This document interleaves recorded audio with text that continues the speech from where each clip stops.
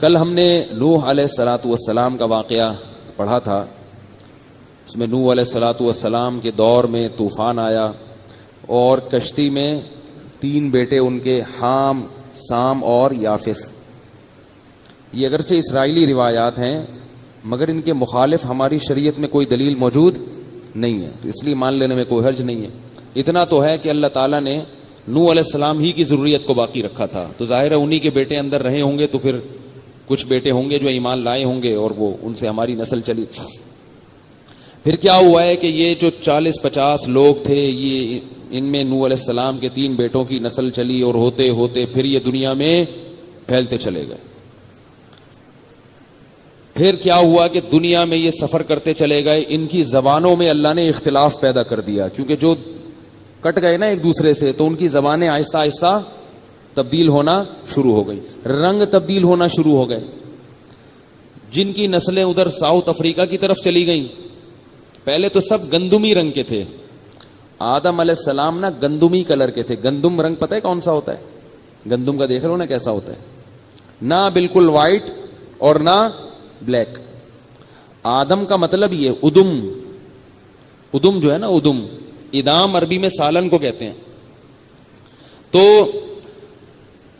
نوح علیہ الصلاۃ والسلام کے بعد جب وہ آگے نسل پوری دنیا میں پھیلی ہے تو جو ٹھنڈے علاقوں میں چلے گئے وہ آہستہ آہستہ سفید ہونا شروع ہو گئے، وائٹ. اور بعض تو اتنے سفید ہوئے کہ یہ دھوپ میں نظر ہی نہیں آتے، ٹھیک ہے نا، اتنے سفید ہو گئے. بعض جو گرم علاقوں کی طرف چلے گئے تو وہ آہستہ آہستہ دھوپ پڑتے پڑتے کالے ہونا شروع ہو گئے اور وہ ان کی جینز میں تبدیلی ہونا شروع ہو گئی. پھر وہ اتنے بلیک ہو گئے کہ وہ اندھیرے میں نظر نہیں آتے. بعض روشنی میں نظر نہیں آ رہے اور بعض اندھیروں میں نظر نہیں آ رہے. تو ایسے بہت فرق پڑ گیا اور یہ دنیا میں اتنی ساری قومیں. تو نوح علیہ الصلاۃ والسلام کے بعد پھر یہ ان کی نسل میں جو قوم پیدا ہوئی تھی وہ قوم ایک بڑی طاقتور قوم پیدا ہوئی، قوم عاد، جس کا اللہ نے قرآن میں ذکر کیا وَإِلَىٰ عَادٍ أَخَاهُمْ هُودًا. اس قوم عاد میں وہی خرابی پیدا ہوئی جو نوح علیہ السلام کی قوم میں پیدا ہوئی. یاد رکھو جہاں بھی کسی قوم میں آپ کو گمراہی نظر آئے گی، اس گمراہی کے پیچھے عقیدت میں غلو، مذہب میں غلو، عقیدت میں غلو، یہ چیز اس کے پیچھے ہوگی. نوح علیہ السلام کی قوم نے بت پرستی کیوں شروع کر دی تھی؟ بزرگوں کی عقیدت میں غلو. تو قوم عاد نے بھی یہی گڑبڑ شروع کر دی، انہوں نے بھی بت پرستی شروع کر دی. اور قوم عاد ایک اور کام کیا کرتی تھی، دنیا سے بے پناہ محبت. حالانکہ یہ نوح علیہ السلام کی اولاد میں تھے سارے. کل میں نے بیان میں کوئی 9,500 سال بول دیا نوح علیہ السلام کی عمر غلطی سے. بھائی وہ 9,500 سال تو ابھی بھی زندہ ہوتے.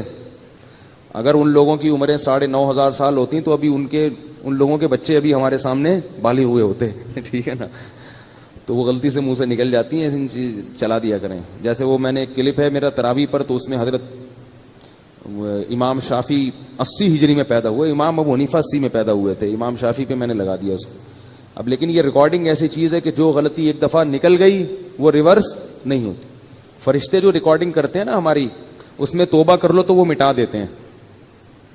فرشتے بھی تو ایک ایک چیز نوٹ کر رہے ہیں، لیکن اس میں ہم اللہ سے توبہ کر لیں، اللہ غلطی ہوئی تو اللہ کہتے ہیں فرشتوں سے اسے کیا کرو، مٹا دو. لیکن جو ویڈیو ریکارڈنگ ہے نا، یہ نہیں مٹتی، یہ نہیں مٹتی.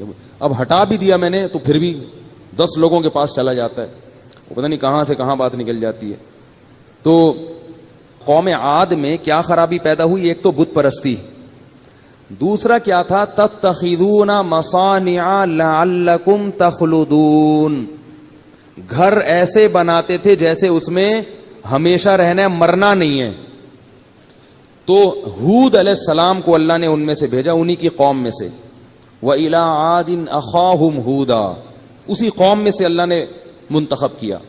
یہ بھی اللہ کی حکمت ہے کہ اللہ تعالیٰ جب پیغمبر بھیجتے ہیں تو جس قوم میں بھیجتے ہیں نا اسی میں سے سلیکٹ کرتے ہیں. اس سے پتہ کیا پتہ چلتا ہے کہ جو عالم جس قوم کا ہو نا، وہ اس قوم کی رسومات کو اور اس قوم کی جو ترجیحات ہیں ان کو زیادہ سمجھتا ہے وہ, اور اس کو پتا ہوتا ہے کہ اس قوم کو کیسے سمجھانا ہے. اس لیے ہر قوم میں علماء ہونے چاہیے. نہیں یار یہ بات میرا خیال ہے, اپنے خاندانوں میں سے کسی نہ کسی کو عالم بنایا کریں. وہ پھر آپ کے خاندان میں جس طرح سے کام کرے گا نا, کوئی غیر نہیں کر سکتا. اسے پتا ہوگا کہ میرے خاندان میں کیا گڑبڑیں ہو رہی ہیں, لیکن بنائیں اس کو ذرا مضبوط. اگر ڈھیلا ڈھالا ہوا نا تو آپ کے خاندان کی جو برائیاں ہیں وہ بھی اسی میں ہوں گی, وہ انہی میں اسی میں چل رہا ہوگا. تو اللہ تعالیٰ نے ہود علیہ السلام کو بھیجا. ہود علیہ السلام نے سمجھایا, پتہ نہیں کتنے سال سمجھاتے رہے, مگر بات سمجھ میں نہیں ہے. انہوں نے یہ بھی کہا کہ تم گھر اتنی محنت سے کیوں بناتے ہو, مرنا نہیں ہے کیا؟ میں اس بات پہ آ رہا تھا. دیکھو ہم لوگ بھی یہی کر رہے ہیں, اتنا سریا ڈالتے ہیں نا بنیادوں میں. یا تو ہونا کوئی دبئی میں بلڈنگ بن رہی ہے 200 سال کے لیے, اس میں تو سریا ڈالنا سمجھ میں آتا ہے. لیکن جو رہائش کے لیے جب ہم گھر بناتے ہیں تو اس میں اتنا کروڑوں روپے کا سرمایہ پھونک دینا, اتنے مضبوط گھر بنانا. تو میں یہ کہتا ہوں کہ بھائی جتنا سریا اس میں ڈال رہے ہو اتنا اپنی ہڈیوں میں بھی ڈال لو. ہماری ہڈیوں میں کیلشیم روز بروز ختم ہو رہا ہے. لوگ کہتے ہیں یہ اولاد کے کام آئے گا. لوگ کیا کہتے ہیں؟ جبکہ میں نے دیکھا ہے ابا کے مرنے کے بعد اولاد زیادہ دن اس گھر میں نہیں رہتی. ان کی بچے ہو جاتے ہیں, شادی ہو جاتی ہے, وہ سب کیا ہو جاتے ہیں الگ. میرے والد صاحب نے جو ہمارے لیے گھر بنایا تھا بڑی محنت سے, اتنا زیادہ تو نہیں مضبوط بنایا تھا, لیکن وہ کہتے تھے بھائی میں تو دنیا سے جانے والا ہوں, اپنی اولاد کے لیے کر رہا ہوں, اللہ تعالیٰ ان کی مغفرت فرمائے. لیکن ہم بھائیوں میں سے صرف ایک وہاں رہتے ہیں, باقی سارے, کیونکہ جاب کہاں لگتی ہے کسی کی, کوئی باہر چلا جاتا ہے. میں جامع تو رشید میں تھا, مجھے وہ بہت دور پڑتا تھا وہاں آنا جانا, تو میں یہاں آ گیا, کوئی بھی نہیں ہے اس میں. اب ایک میرا بھائی رہتے ہیں وہاں پہ, وہ بھی پتلی گلی سے نکلنے کے چکر میں. تو اتنی زیادہ ٹینشن نہیں لینی چاہیے, تھوڑا بہت خیال کرنا چاہیے اپنی اولاد کا, بہت زیادہ نہیں مسلط کرنا چاہیے. تو اب کیا ہے کہ اولاد کے لیے بنا رہے ہیں, پھر اولاد کیا فکر کر رہا, پھر وہ گھر بنانا شروع کرتی ہے. وہ کس کے لیے؟ اپنی اولاد کے لیے. وہ اپنے لیے پتہ نہیں کوئی کون بنا رہا ہے. تو بھائی اپنی فکر کرو, اور اتنی جتنی زندگی رہ گئی ہے تو ذاتی گھر مل جائے ٹھیک ہے, کرائے پہ مل جائے تو بھی ٹھیک ہے, بلکہ اس کے زیادہ مزے ہیں. کرائے کا فائدہ یہ ہوتا ہے کہ آپ جب چاہو, پانی نہیں آ رہا یہاں پہ تو اس گلی میں چلے جاؤ, وہاں پانی آ رہا ہے. کیا خیال ہے؟ یہاں چکن پاکس نکلے ہوئے ہیں بچوں کو, ٹھیک ہے نا, بیماری پھیلی ہوئی ہے, محلہ تبدیل کر لو. تو اتنی ٹینشن لینے کا نہیں ہے. یہ جو آج کل لوگ پاگل ہو رہے ہیں نا ٹینشن سے, میرا گھر نہیں ہے, میرا یہ نہیں ہے, میرا وہ نہیں ہے. تو میرے بھائی دولت کا مقصد تو سکون ہوتا ہے. اگر یہی سکون دولت آپ سے چھین رہی ہے, ایسی دولت کا کیا فائدہ؟ سکون سب سے بڑی نعمت ہے, اللہ کی تقدیر بھی ہے. جو نفسیاتی ڈاکٹر ڈپریشن کا علاج کرتے ہیں نا, خدا کی قسم ان کے پاس ڈپریشن کا علاج نہیں ہے. ڈپریشن کا اور اسٹریس کا علاج صرف اور صرف قرآن کے پاس ہے, صرف اور صرف. تبھی میں نے نفسیاتی ڈاکٹر بھی خوش نہیں دیکھے, وہ بھی پاگل ہوتے ہیں. ان کو یہ ہوتا ہے مریض ہی نہیں آ رہا ہمارے پاس, اسی میں ڈپریشن کے جو ہے نا مریض بن جاتے ہیں, یار کوئی بندہ ہی نہیں آ رہا. تو قوم عاد نے ہود علیہ السلام کی بات نہ مانی. تو ہود علیہ السلام نے ان کو یہ بھی کہا, وَاذْكُرُوا إِذْ جَعَلَكُمْ خُلَفَاءَ مِن بَعْدِ قَوْمِ نُوحٍ, اس وقت کو یاد کرو اللہ نے تمہیں خلیفہ بنایا ہے نوح علیہ السلام کی قوم کے بعد, تم ان کے جانشین ہو. تو جو انجام ان کا ہوا تھا وہی انجام کہیں تمہارا بھی نہ ہو جائے. لیکن یہ کیا کہتے تھے, من اشد منا قوہ, ہم سے زیادہ طاقتور دنیا میں کوئی بھی نہیں. تو اللہ نے پھر ان پر عذاب بھیجا. کیسا عذاب آیا؟ سورہ حاقہ میں اس کو بیان کیا ہے. فَأَمَّا عَادٌ فَأُهْلِكُوا بِرِيحٍ صَرْصَرٍ عَاتِيَةٍ سَخَّرَهَا عَلَيْهِمْ 7 لَيَالٍ و8 أَيَّامٍ حُسُومًا فَتَرَى الْقَوْمَ فِيهَا صَرْعًا كَأَنَّهُمْ أَعْجَازُ نَخْلٍ خَاوِيَةٍ فَهَلْ تَرَى لَهُم مِّن بَاقِيَةٍ. ہوا یہ کہ ہوا شروع ہوئی ہے اور اتنی تیز ہوا چلی ہے, 7 لیال, 7 راتیں, و8 ایام, اور 8 دن, یعنی دن میں ہوا چلنا شروع ہوئی ہے اور اس ہوا نے ان کو اٹھا اٹھا کے پٹخنا شروع کر دیا.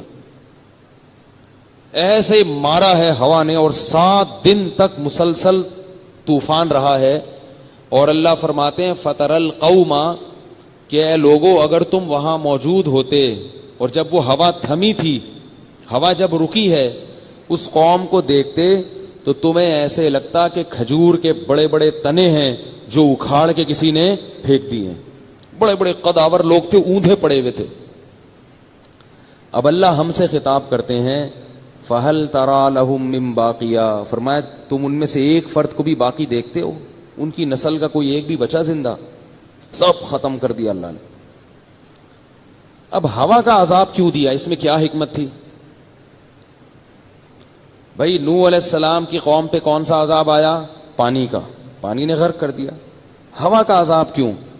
علماء نے اس کی حکمت بیان کی ہے کہ ہوا سب سے ہلکی چیز سمجھی جاتی ہے, اور یہ قوم اپنے آپ کو سب سے زیادہ بھاری سمجھتی تھی, تو اللہ نے سب سے ہلکی چیز کے ذریعے سب سے بھاری قوم کو تباہ کیا ہے. یہ بتانے کے لیے کہ تم جو یہ کہتے ہو نا کہ ہم سے زیادہ طاقتور کوئی نہیں ہے, تو میری تو ہوا تمہیں اکھاڑ کے رکھ دے گی, باقی چیزیں تو بعد کی ہیں. تو اللہ اگر ہوا کو بے لگام کر دے تو ہم اور آپ اس کے سامنے نہیں ٹھہر سکتے. اس لیے بھائی اللہ کی نافرمانی سے بچنا چاہیے. تو قوم عاد کہ پھر جو اس کے کھنڈرات بھی ہیں آج بھی نظر آتے ہیں, آج بھی موجود ہیں وہ. پھر کیا ہوا کہ قوم عاد میں جو بچ گئے تھے ایمان والے, ان کی نسل آگے چلی ہے, اور پھر ان میں کون سی قوم پیدا ہوئی ہے؟ قوم سمود. فرمایا کہ وَإِلَىٰ ثَمُودَ أَخَاهُمْ صَالِحًا, سمود, قوم سمود میں اللہ نے کس کو بھیجا؟ صالح علیہ السلام میں. یہ لوگ بھی شروع میں صحیح صحیح چلے ہیں, ہوتے ہوتے پھر آہستہ آہستہ کیا ہونے لگے؟ خراب. جیسے ہماری بھی ہر آنے والی نسل پہلے سے زیادہ خراب ہے.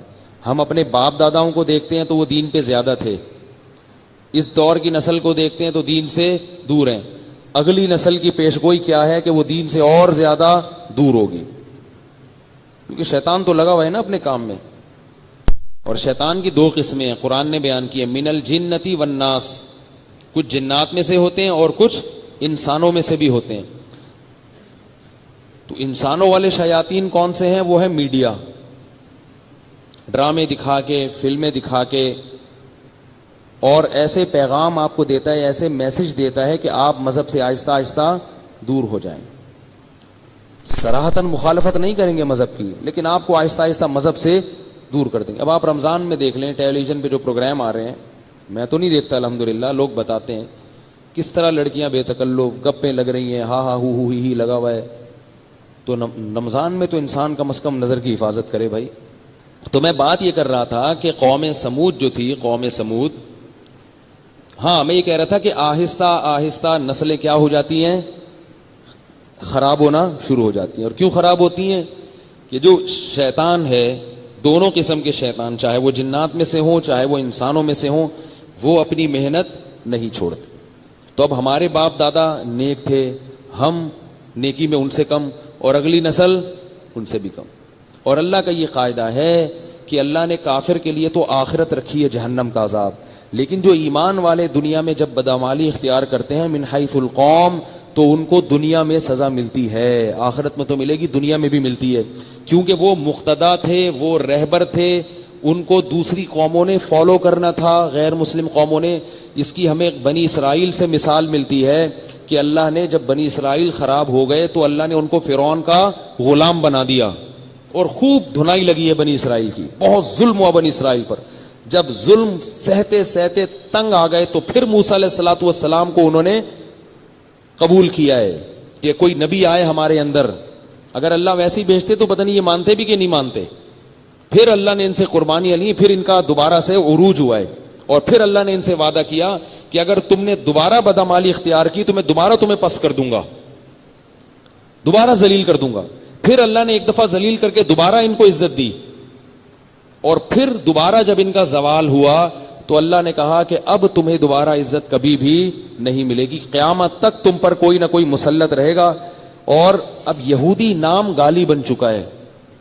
یہودی کے خلاف آپ فرانس میں چلے جائیں وہ لوگ بھی بولیں گے یہودی 2 نمبر ہوتے ہیں. ایران میں چلے جاؤ وہ بھی بولے گا یہودی کیا ہوتا ہے, 2 نمبر ہوتے ہیں. ویسے تجارت میں 1 نمبر ہوتے ہیں وہ, مالی لین دین میں, کیونکہ وہ چھوٹی چھوٹی نیچ حرکتیں کر کے اپنا امیج خراب نہیں کرتے, وہ بڑی بڑی 2 نمبریاں کرتے ہیں. ایک دفعہ ایک بندہ آیا میرے پاس, چور تھا وہ, تو مجھ سے اس نے پیسے لیے 2-4 ہزار. مجھے نہیں پتا تھا یہ بہت بڑا چور ہے, تو واپس لا کے دے دیے 2-4 دن کے بعد. مجھے کسی نے بتایا کہ یہ تو چور ہے, یہ واپس نہیں دیتا. تو میں نے کہا یار آپ نے واپس کیوں دے دیے؟ اس نے کہا یہ 2-4 ہزار روپے کی ہم چوریاں نہیں کرتے. اس نے کہا یہ 2-4 ہزار روپے ہم کسی کے نہیں کھاتے, جب ہم کھاتے ہیں تو لمبا ہاتھ مارتے ہیں, ٹھیک ہے نا. تو یہ جو یہودی لوگ ہیں نا, یہ بڑے ڈسپلن اور امانت دار اور معاملات میں صاف, یہ چھوٹی چھوٹی چیزوں میں ہیں.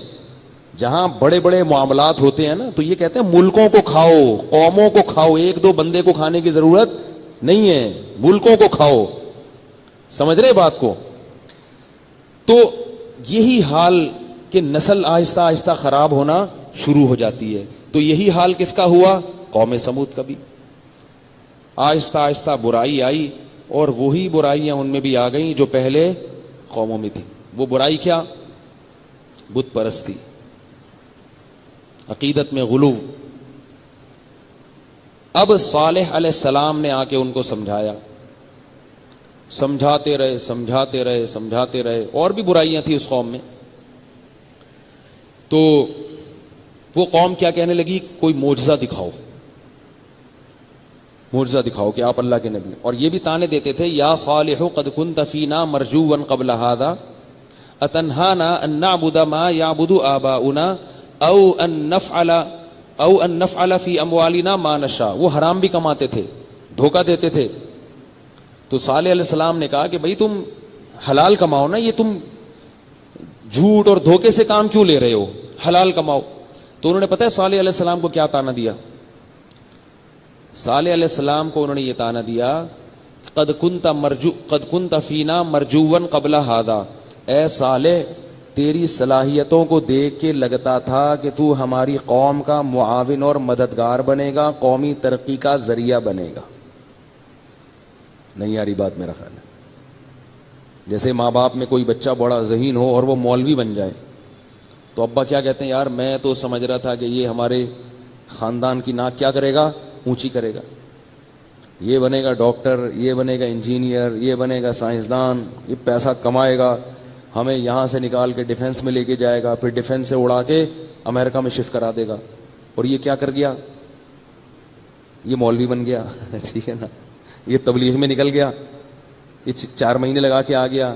اب یہ کہہ رہے اللہ سے ہوتا ہے, غیر اللہ سے کچھ نہیں ہوتا. نماز پڑھو, روزہ رکھو, امی پردہ کیا کرو, بہن کو بھی پردہ کرایا کرو. تو والدین کیا کہیں گے, یار یہ کیا ہو گیا بھائی, ہم کدھر لے کے جا رہے تھے اور یہ کدھر کو جا رہا ہے. تو بھی آئی نہیں. یہی الفاظ کس کے تھے, ہمارے جاننے والے تھے, ایک ہی بیٹا تھا ان کا, بیٹے سے بڑی امیدیں لگا کے رکھی ہوئی تھیں, تو وہ داڑھی بھی رکھ لی. یہ نہیں کہ دنیا چھوڑ دی اس نے, تعلیم میں بھی آگے تھا, مگر نماز روزہ بھی شروع کر دیا. تو اس کے بارے میں اس کے گھر والے کہتے تھے, ایک ہی انڈا وہ بھی گندا, ایک ہی انڈا وہ بھی گندا نکلا. تو یہ کہتے تھے. تو صالح علیہ السلام کو قوم نے کیا کہا, قد کنت فینا مرجوا قبل هذا, بڑی امیدیں تھی ہمیں تم سے. اتنہانا ان نعبد ما یعبد آباؤنا, تم ہمیں ہمارے باپ دادا کی رسومات سے ہٹا رہے ہو, ہماری خاندانی رسومات. تم ہمیں یہ کہہ رہے ہو جیسے آج کل کوئی بن جائے نا کہ بارات نہیں کرو, جہیز نہیں لو, تو والدین کیا کہتے ہیں, تو کیوں نیا آیا ہے کیا, تو مریخ سے آیا ہے. اگر کوئی بندہ والدین کو یہ کہنا شروع کر دے, امی بہن کی شادی ہو رہی ہے, بھائی کی شادی ہو رہی ہے, جہیز نہیں ہوگا, اسلام میں ہے جہیز کیا, بول لینا بھائی, نہیں ہے, جہیز نہیں ہوگا, بارات نہیں ہوگی, یہ مایو وایو مہندی وہندی نبی نے سادگی سکھائی ہے, ولیمہ ہوگا بس, وہ دھوم دھام سے کر لیں گے, خوب اچھا VIP قسم کا کھانا کھلا دیں گے, باقی کچھ نہیں ہوگا. تو وہ جواب میں کیا کہتے ہیں کہ بھئی تو مریخ سے آیا ہے کیا, تو کہاں سے آیا ہے. تو اتنہانا ان نعبد ما یعبد آباؤنا, جو ہمارے باپ دادا کی جو پرمپرا تھی, ٹھیک ہے نا, وہ کہاں گئی. تو وہ بھی یہی کہتے تھے کہ بھئی تو ہمارا کلچر ہے بتوں کی عبادت کرنا, ہم اس کو کیسے چھوڑ سکتے ہیں. تو او ان نفعل فی اموالنا ما نشاء، دوسرا ہمارا پیسہ ہے، ہم جیسے چاہیں اس پیسے کو انویسٹ کریں اور جیسے چاہیں کمائیں. سود حرام ہے اور یہ حلال تجارت ہے، یہ حرام تجارت ہے، یہ کیا ہوتا ہے؟ تو قوم سمود نے کیا کہا؟ 3 الزام لگائے کہ ایک تو یہ کہ آپ سے ہمیں بڑی امیدیں تھیں، دوسرا یہ کہ آپ ہمیں اس رسم سے روک رہے ہو جو ہمارے باپ دادا کی ہے، تیسرا یہ کہ ہم پیسے ہمارے ہیں تو اس میں آپ کو یہ حق کس نے دیا کہ آپ بولو یہ صحیح ہے اور یہ غلط ہے؟ تو صالح علیہ السلام جب سمجھاتے رہے تو اور اللہ کے عذاب سے بھی ڈراتے رہے، تو انہوں نے کہا کہ اگر تم اللہ کے نبی ہو تو کوئی معجزہ دکھاؤ، کوئی نشانی دکھاؤ. صالح علیہ السلام اس لیے نشانی نہیں دکھاتے تھے کہ اللہ کی عادت ہے کہ اللہ جب کوئی بالکل 2 اور 2 4 کی طرح نشانی دکھا دیتے ہیں نا تو پھر مہلت نہیں دیتے. بعض لوگوں کا یہ مطالبہ ہوتا ہے کہ ہمیں اسلام کے برحق ہونے کی ایسی کوئی معجزہ نظر آ جائے، تو یاد رکھو جب ایسی کوئی نشانی واضح نظر آتی ہے تو پھر اس کے بعد اللہ کی طرف سے مہلت ختم. پھر اگر ایمان نہیں لائے تو اللہ نہیں چھوڑتے. ابھی تو موقع ہے نا سوچنے کا، سوچو، اللہ کہتے ہیں مہلت دے رہا ہوں، سوچو یہ سچے پیغمبر ہیں، ان کی سیرت میں غور کرو، ان کی باتوں پہ غور کرو، سوچنے کا موقع ہے. تو ایسے ہی الٹے مطالبے شروع کر دیے انہوں نے. تو عجیب الٹا مطالبہ کیا کہ یہ جو پہاڑ ہے نا اس سے اونٹنی نکال کے دکھائیں. اب اونٹنی کا پہاڑ سے کوئی جوڑ بنتا ہے؟ بس وہی جو منہ میں آیا بک دیا. کوئی اونٹنی جو ہے نا اونٹنی نکال کے دکھائیں. اللہ تعالیٰ نے صالح علیہ السلام کے ہاتھ پہ یہ قدرت ظاہر کی، انہوں نے اشارہ کیا اور پہاڑ سے ایک اونٹنی نکل آئی. سب پوری قوم نے دیکھا. یہ اللہ نے کہا میں نے نکال تو دی ہے یہ، لیکن اب اس کے کچھ حقوق ہیں اس اونٹنی کے. یہ کس کی اونٹنی ہے؟ ناقۃ اللہ، یہ اللہ کی ناقہ کہتے ہیں اونٹنی کو، یہ اللہ کی اونٹنی ہے. اب جس وقت یہ پانی پیے گی کوئی اور گھاٹ پہ پانی نہیں پیے گا، اور اس کو اب چھیڑنے کی کوشش نہ کرنا. اگر اس کو تم نے قتل کیا فوراً تم پر اللہ کا عذاب آئے گا. اب کیا ہوا کہ وہ ڈر گئے کہ بھئی یہ تو بڑا معجزہ ہے. کافر تھے مگر ایک خوف پیدا ہو گیا. اب وہ اونٹنی آتی تھی، وہ اتنا پانی پیتی تھی کہ ان کے جانوروں کے لیے مسائل کھڑے ہو گئے. بھئی تم نے خود ہی مانگی ہے نا، یہ تو اللہ نے دکھا دی، یہ تو اللہ کی اونٹنی ہے، تم نے اپنی آنکھوں سے دیکھی ہے. قرآن میں آتا ہے وَكَانَ فِي الْمَدِينَةِ 9 رَهْطٍ يُفْسِدُونَ فِي الْأَرْضِ وَلَا يُصْلِحُونَ. 9 ایسے لوگ تھے جو زمین میں جو زیادہ بڑے دہشت گرد تھے، زیادہ بڑے فسادی تھے. انہوں نے مل کے پلان بنایا کہ یار اس اونٹنی کا کچھ کرو. رہط کہتے ہیں قبیلے کو، تو 9 قسم کے قبیلے تھے یا قومیں تھیں. ان لوگوں نے کہا کہ یار اس اونٹنی کا کچھ کرو، اور انہوں نے کہا سب کی طرف سے ایک آدمی آئے گا نا تو کسی پہ بھی بات نہیں آئے گی، ورنہ ایک قبیلہ مارے گا نا تو لوگ کہیں گے اس نے مارا ہے، وہ کہیں گے اس نے مارا. ہر قبیلے سے ایک فرد ہونا چاہیے اور اس کو مار دو. سب ماریں گے تو کچھ بھی نہیں ہوگا. تو تقاسموا باللہ لنبیتنہ اہلہ ثم لنقولن لولیہ ما شہدنا مہلک اہلہ وإنا لصادقون. اور پھر بعد میں مکر جانا، قسمیں اٹھا کے مکر جانا کہ ہم نے نہیں کیا. تو اللہ فرماتے ہیں فعقروها، انہوں نے اونٹنی کی ٹانگیں کاٹ ڈالی، ختم کر دیا. تو اللہ نے حضرت صالح کو وحی کی کہ اپنی قوم کو کہہ دو تمتعوا فی دارکم 3 ایام، 3 دن ہیں تم عیش و عشرت سے گزار لو. 3 دن کیوں اللہ نے مہلت دی یہ اللہ بہتر جانتا ہے. شاید اس میں حکمت تھی کہ ایمان والے لوگ یہاں سے نکل جائیں سارے. تمتعوا فی دارکم 3 ایام ذالک وعد غیر مکذوب، یہ اللہ کا ایسا وعدہ ہے جس میں جھوٹ کی آمیزش ذرہ برابر بھی نہیں. 3 دن تمتعوا، مزے اڑا لو.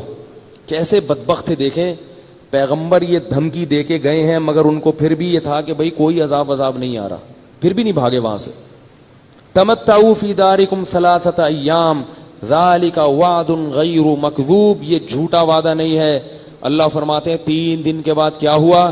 اما ثمود فاہلکوا بالطاغیہ، ایک زوردار آواز آئی ہے، فرشتے نے صرف ایک چیخ ماری ہے اور وہ اتنی زوردار آواز تھی کہ اس چیخ سے ان کے کلیجے پھٹ گئے. صرف ایک آواز کی طاقت سے کیا ہوا؟ اتنی زور سے آواز ماری ہے نا فرشتے نے، اتنی زور سے، ایسے زور سے چیخا ہے کہ اس قوم کے کلیجے پھٹ گئے. فعقروها فدمدم علیہم ربهم بذنبهم فسواها، فرمایا تیرے رب نے ایسا عذاب کا کوڑا برسایا، دمدم علیہم ربهم بذنبهم فسواها، اور اس قوم کو کیا کر دیا؟ برابر، ختم، نام و نشان ختم، کھنڈرات باقی ہیں ان کے۔ تو اللہ نے قوم سمود کو بھی بالآخر کیا کیا؟ فرمایا کہ جب قوم عاد کو اللہ نے تباہ کیا تو اللہ نے فرمایا وَتِلْكَ عَادٌ جَحَدُوا بِآيَاتِ رَبِّهِمْ، دیکھو یہ قوم عاد تھی جس نے اپنے رب کی نشانیوں کا انکار کیا۔ الا، خبردار سنو، قیامت تک یہ اللہ کا اعلان چلتا رہے گا قرآن میں، الا اے لوگو سنو، ان عادن کفروا ربہم، عاد نے اپنے پیدا کرنے والے کی نافرمانی کی۔ الا بعدا لعاد قوم ہود، سنو قوم عاد پر اللہ کی لعنت، اور قوم عاد اللہ کی رحمت سے دور ہو گئی۔ پھر جب اللہ نے قوم ثمود کو تباہ کیا تو یہی الفاظ اللہ نے بتائے، الا ان ثمود کفروا ربہم، سنو اے لوگو، خبردار قوم ثمود نے اپنے رب کی مان کے نہیں چلی وہ قوم۔ دیکھو اللہ تعالیٰ جو ہم سے سب سے پہلے جو چیز ریکوائرڈ ہے نا، اللہ کو سب سے پہلے جو مطلوب ہے وہ یہ کہ میرے ہو یا نہیں ہو، باقی سب چیزیں اس کے بعد ہیں۔ اور کافر کیا کہتا ہے کہ مذہب کو دوسرے نمبر پہ رکھنا ہے، پہلے دنیا دیکھنی ہے۔ ان کے ہاں مذہب سیکنڈری ہے، دوسرے نمبر پر ہے۔ کوئی چرچ چلا جائے ٹھیک ہے، نہیں جائے تو بھی ٹھیک نہیں ہے، لیکن پہلے کیا ہے کہ آپ کیا کماتے ہیں، کیا کھاتے ہیں، آپ کا بزنس کیسا ہے۔ اور اللہ کہتے ہیں کہ پہلے کون ہے؟ میں ہوں، اس کے بعد باقی سب ہیں، میں نے بنایا ہے، یہ زبان میں نے دی، یہ آنکھیں میں نے دی، یہ کان میں نے دیا، اور یہ ماں کی چھاتیوں میں دودھ میں نے پیدا کیا۔ اخرجکم من بطون امہاتکم لا تعلمون شیئا، سورہ نحل میں یہ بھی فرمایا کہ وہ رب تمہیں تمہاری ماں کے پیٹ سے باہر نکالتا ہے، لا تعلمون شیئا، اس وقت تمہیں دنیا کی کچھ بھی خبر نہیں ہوتی، تمہیں کچھ پتہ نہیں ہوتا کس پانی پہ مجھے بنایا گیا، کیسے اس پانی پہ میری آنکھ، ناک، کان، دل، دماغ، جگر، گردے، پھیپھڑے، کلیجی یہ ڈیزائن کیے گئے، پھر کیسے میرے دل کی موٹر میرے سینے میں لا کے جکڑ دی گئی اور وہ کیسے پمپ کر رہی ہے۔ اللہ فرماتے تمہیں جب ہم نے دنیا میں لائے نا تو تم بن کے اسٹرکچر پورا تیار ہو چکا تھا، لیکن تمہیں کچھ بھی پتا نہیں تھا کہ کون ہے بنانے والا اور کون ہے کھلانے والا، یہ ماں کی چھاتیوں میں دودھ کہاں سے آ رہا ہے، کچھ بھی نہیں جانتے تھے۔ یہ سارے کام میں کر رہا تھا۔ آج ایک نعرہ بہت لگایا جا رہا ہے، وہ یہ ہے کہ پہلے انسانیت کا رشتہ ہے اور اس کے بعد مذہب کا رشتہ ہے۔ یہ خوب سمجھیں، یہ بھی میڈیا کا ایک شیطانی کام ہے۔ میڈیا کیا نعرہ لگاتا ہے کہ پہلے کون سا رشتہ ہے؟ انسانیت کا، پھر کون سا رشتہ ہے؟ مذہب کا۔ لہذا ہم قانون سارے انسانوں کو دیکھ کے بنائیں گے، اور سارے انسان مسلمان نہیں ہیں، مذہب کو بعد میں دیکھا جائے گا، کیونکہ مذہب لوگوں کے کیا ہوتے ہیں؟ مختلف۔ لہذا اگر ہم انسان کی مفاد میں قانون بنائیں گے، اس میں اگر کسی مذہب کے مفاد پر، کسی کے مذہب کے مفاد پر زد پڑتی ہے تو پڑتی رہے۔ نہیں یاری میرا خیال ہے بات، یعنی وہ یہ کہتے ہیں کہ اگر ہم سارے انسانوں کو دیکھ کے قانون بنائیں گے نا، اس سے اگر مسلمانوں کے مفاد پہ زد پڑتی ہے تو پڑتی رہے، کیونکہ کسی کے مذہب کو رعایت پہلے انسان بعد میں کیا ہے؟ بعد میں ہم مسلمان ہیں۔ یہ غلط ہے، یہ 100% غلط ہے۔ وجہ اس کی یہ ہے کہ انسانوں کا رشتہ پہلے نہیں ہے، پہلے خالق اور مخلوق کا رشتہ ہے۔ پہلے ہم مخلوق ہیں، بعد میں انسان ہیں۔ نہیں یاری میرا خیال ہے بھائی، ہم مخلوق ہیں۔ مخلوق کسے کہتے ہیں؟ کریٹڈ، بنے ہوئے۔ پہلے کسی نے ہمیں بنایا ہے، ہم بنے ہوئے ہیں، اس کے بعد پھر اس کا احسان ہے کہ ہمیں جانور نہیں بنایا، اس نے کیا بنا دیا؟ انسان۔ تو پہلا رشتہ کس کا ہے؟ خالق اور مخلوق کا۔ یہی اللہ کا دعویٰ ہے قرآن میں کہ پہلے خالق ہے، انسانیت بعد میں ہے۔ لہذا ہر انسان کو خوش رکھنے کی کوشش کرو، چاہے وہ کافر ہو چاہے وہ مسلمان ہو، لیکن اگر کسی انسان کو فالو کرنے میں یا کسی انسان کو منانے میں خالق ناراض ہو رہا ہے تو پھر اس انسان کو ناراض کر دو، خالق کو ناراض مت کرو۔ اب اگر آپ ایسا قانون بنا رہے ہیں جس میں انسانیت کا تو فائدہ ہے مگر مذہب کا نقصان ہے، تو مذہب کا نقصان در حقیقت کس کے ساتھ زیادتی ہے؟ خالق کے ساتھ، کیونکہ مذہب یہ کسی کا ذاتی نہیں ہے۔ ان الدین عند اللہ الاسلام، اللہ کے ہاں کون سا دین برحق ہے؟ اسلام، وہ اللہ کا دین ہے۔ تو آپ کوئی ایسا قانون نہیں بنا سکتے جس سے اس کائنات کا خالق آپ سے ناراض ہو جائے. بات نہیں آ رہی میرا خیال ہے. اس کی مثال دیتا ہوں میں. دیکھو غیر مسلم کیا کہتے ہیں, زنا کی وہ اجازت دیتے ہیں. کیوں؟ وہ کہتے ہیں جب لڑکا راضی لڑکی راضی دونوں خوش ہیں تو اس میں کسی پر کوئی زیادتی نہیں ہو رہی, کوئی ظلم نہیں ہے. ٹھیک ہے نا. اور اسلام کیا کہتا ہے, اگر وہ دونوں راضی ہوں اور زنا کر لیں تو چوک پہ کھڑا کر کے کیا کرو ان کو 100 کوڑے لگاؤ. اب انسانیت کا فائدہ بظاہر اس میں ہے کہ ان کو کوڑے نہ مارے جائیں. بھائی کوئی زیادتی نہیں کی, وہ بھی راضی وہ بھی خوش. اور اگر وہ اپنی خواہش پوری نہ کرتے ڈپریشن کے مریض بن جاتے, بلڈ پریشر کی گولیاں کھاتے. کیا خیال ہے, جب انسان کی ایک خواہش پوری نہیں ہوتی تو ظاہر ہے اس کو روکنا پڑتا ہے, بریک لگانی پڑتی ہے, وہ پریشان ہوتا ہے. کیا خیال ہے؟ تو پریشان, تو لہذا انہوں نے قانون سازی کی. انہوں نے کہا بھائی پریشان ہو رہے ہیں تو کیوں پریشان کریں ہم لوگوں کو, اگر وہ راضی ہیں تو ہونے دو بھائی. اولاد پیدا کرنا ان کا ذاتی معاملہ ہے, بچہ پیدا کریں نہ کریں ان کی مرضی, حمل باقی رکھیں ضائع کریں ان کی مرضی. وہاں یہ سب قوانین ہیں. ہمارے ہاں شریعت میں ایسا نہیں. اللہ کہتے ہیں دونوں نے خوشی خوشی بھی زنا کیا ہے اور پکڑے گئے, تمہیں پتہ چل گیا, شادی شدہ تھے تو زمین میں گاڑ کے پتھروں سے مار دو ان کو, اور اگر کنوارے تھے تو چوک پہ کھڑا کر کے 100 کوڑے لگاؤ. وَلَا تَأْخُذْكُمْ بِهِمَا رَأْفَةٌ فِي دِينِ اللَّهِ, اور اللہ کی حد جاری کرنے میں تمہیں نرمی سے کام لینے کی اجازت نہیں ہے. اب جو لوگ یہ کہتے ہیں کہ انسانیت پہلے ہے وہ اس قانون کو مانیں گے؟ کہیں گے نہیں بھائی یہ نہیں ہے, اتنے تو کوڑے لگ رہے ہیں, پتھروں سے مار کے ہلاک کر رہے ہیں, یہ کیا سر. لیکن جو کہتے ہیں کہ پہلے رشتہ کون سا ہے, خالق اور مخلوق کا, تو یہ زانی تو خوش ہو رہا ہے, زانیہ بھی خوش ہو رہی ہے, لیکن ناراض کون ہو رہا ہے؟ اللہ. وہ کیا کہتا ہے, ان اللہ لا یأمر بالفحشاء, اللہ بے حیائی کو کبھی پسند نہیں کرتا. اللہ کو زمین پہ بے حیائی پسند نہیں ہے, اور زنا کو اللہ نے بے حیائی قرار دیا ہے. فرمایا تم انسان ہو, نکاح کر کے رہو, بغیر نکاح کے کسی عورت کے قریب جانے کی تمہیں اجازت, بولو بھائی, نہیں ہے. نہ آنکھوں کا زنا کرنے کی اجازت, نہ کانوں کا زنا کرنے کی اجازت, نہ زبان سے زنا کرنے کی اجازت. تو اب جو اللہ کو مانے گا نا, جو خالق کے رشتے کو مانتا ہے, وہ کیا کہے گا کہ بھائی زانی کی ٹھکائی لگنی چاہیے. پہلے کون ہے؟ خالق. اور اس نے بتا دیا کہ مجھے اتنی ترجیح دینی ہے کہ والدین پر بھی مجھے ترجیح دی جائے گی. تو انسانیت کے رشتہ میں سب سے اہم ترین انسان کون ہوتا ہے؟ والدین ہوتے ہیں نا. بھائی سب سے زیادہ آپ کی زندگی میں احسان کس کا ہوتا ہے؟ والدین کا. تو اللہ نے نبی کی زبان سے کہلوا دیا, لا طاعت لمخلوق فی معصیت الخالق, خالق کو ناراض کرنے میں کوئی کسی مخلوق کی اطاعت جائز نہیں, چاہے والدین ہی کیوں نہ ہو, ان کی ماننا بھی جائز نہیں ہے. بالکل ان کو بھی آپ, بلکہ مستحب چیزوں میں جہاں شریعت نے ترغیب دے دی ہے وہاں اگر والدین روکتے ہیں تو بھی علماء کہتے ہیں کہ وہاں والدین کی اطاعت لازم نہیں ہے.